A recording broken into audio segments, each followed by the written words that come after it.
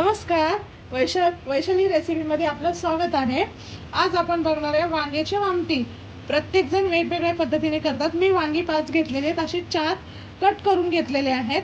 त्यानंतर आपण 2 कांदे उभे चिरून घेतलेले आहेत। त्यानंतर 1 वाटी खोबरं घेतलेलं आहे चिरून। त्यानंतर आपण 2 लसणाचे कांदे सोलून घेतलेले आहेत। त्यानंतर 2 टोमॅटो उभे कट करून चिरून घेतलेले। त्यानंतर कोथिंबीर घेतलेली आहे चिरून। आता आपण हे सर्व मिश्रण एक एक करून भाजून घेऊया।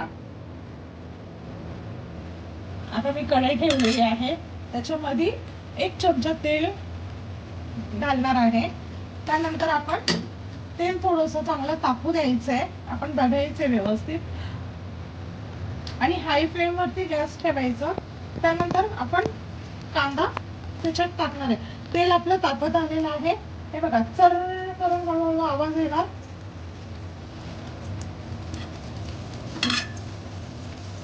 छानपैकी आपण कांदा लाल होईपर्यंत जरा भाजून घ्यायचंय।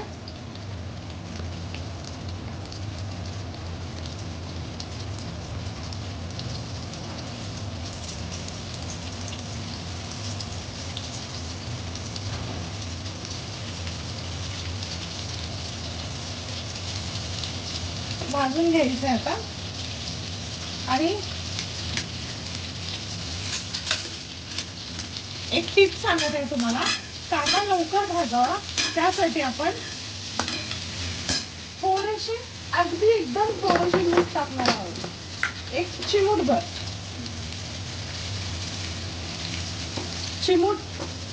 चिमूटभर मीठ टाकणार आहे।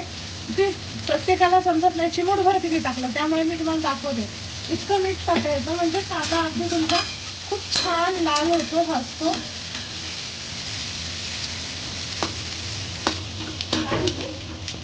आपला कांदा आता मस्तपैकी लाल झालेला आहे।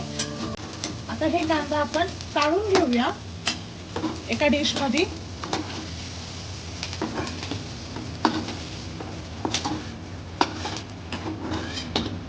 त्याच्यामध्ये आपण परत खोबरं भाजणार आहोत।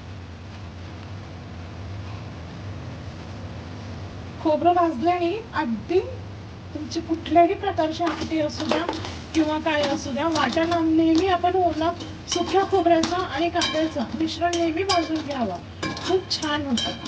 हे बघा, हे खोबरंही भाजलं आहे, जास्त नाही भाजायचं, नॉर्मली भाजायचं आहे। आता मी हे काढून घेत आहे खोबरं। तर आपण टोमॅटो भाजून घेऊया। मी टोमॅटो टाकलेला आहे कढईमध्ये।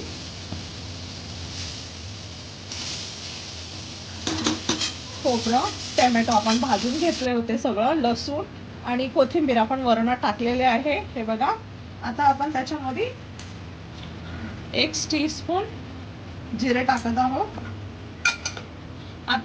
आता आपण हे सर्व मिश्रण वाटून घेऊया। वाटून झालेलं आहे। आता मी कुकर ठेवलेला आहे गॅसवर। आता आपण ह्याच्यामध्ये 2 चमचे तेल टाकणार आहोत। 2 चमचे तेल टाकणार आहोत।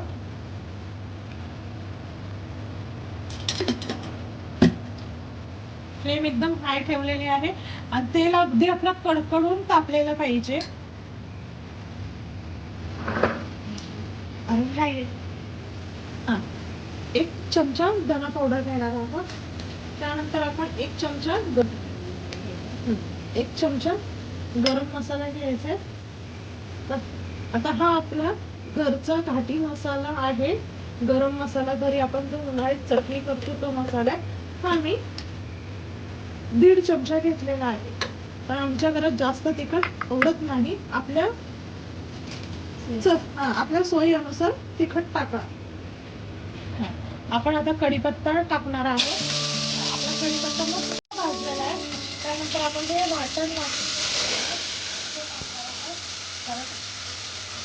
तेल अगदी खूप छान गरम करून घेतलं होतं आणि एकदम हाय ह्याच्यावर ठेवलेलं मला मसाला पटकन भाजला जातो। तेल अगदी एकदम गरम झालेलं पाहिजे। हे बघा, लगेच आपला मसाला भाजून झाला, जास्त वेळ लागत नाही। आता हा आता आपला मसाला बघा एकदम छान भाजून गेलाय आणि ह्याचा रंगही छान आलेला आहे, सुगंध पण एकदम सुंदर येत आहे. आपण याच्यामध्ये हे सर्व मसाले घालूया. त्यानंतर आपण थोडंसं मसाले अगदी मिश्रण करून घेऊया. त्यानंतर आपण हे वांगी अगदी त्याच्यामध्ये मसाल्यामध्ये मस्तपैकी परतून घ्यायचे. छानपैकी रंग बदलतो, रंग बदलेपर्यंत अगदी वांग्यांचा रंग लाल लाल होतोय, त्याला परतायचा आहे. मसाला पूर्ण त्या वांग्यांना लागला पाहिजे.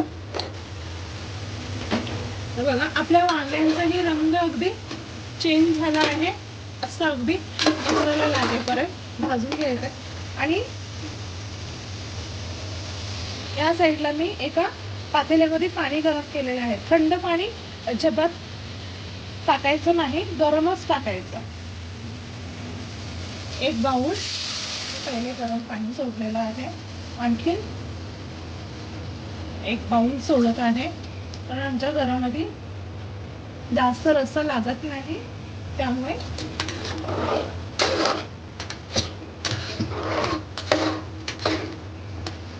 मीठ आपल्या चवीनुसार टाकायचं आहे.